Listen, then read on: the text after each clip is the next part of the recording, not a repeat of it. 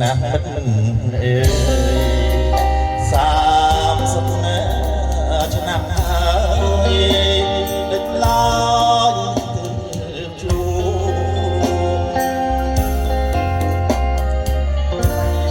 កាយប្រាស្ទើរតែគ្រប់រូបវាស្នាជួសាជាតិថ្មី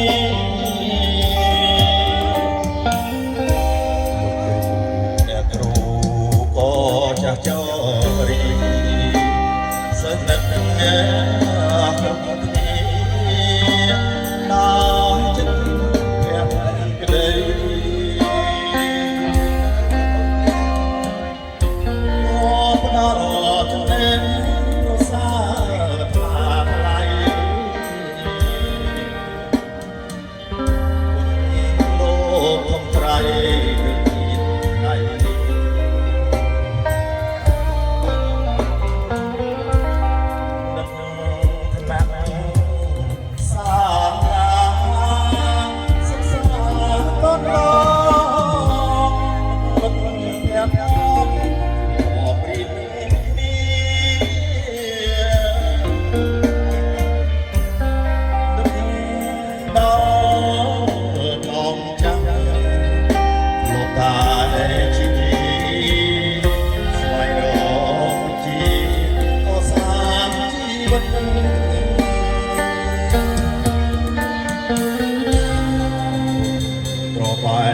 ជីវិតជា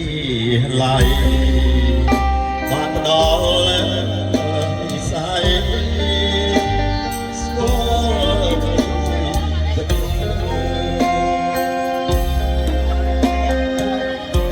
ហើយនេះរីករាយជួបជុំ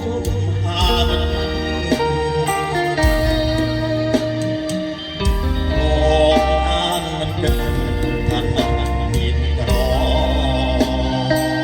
យើងទៅប្រកាន់រៀបមានក្រសឹកមិត្តភក្តិរួមជំនាន់ទាំងអស់អូខាងក្រគ្នាមិនថាអីដល់មិនថាអីទេជាពិសេសប្រឹងប្រែងលោកគ្រូស្មងអីមិនងាយងាយទេណា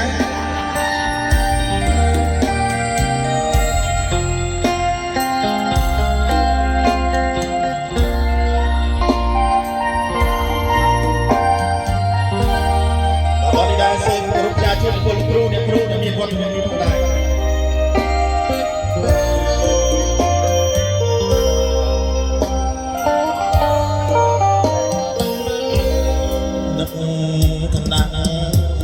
សាលាសុខសាន្តក៏ដល់មិនប្រាក់អបរៀននឹងគ្នា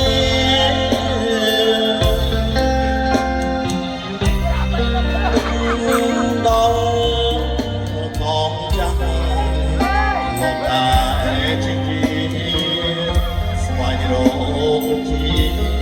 សាមជីវិត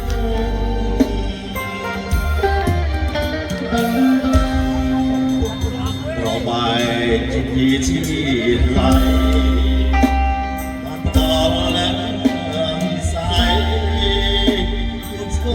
ល់គ្នាពិត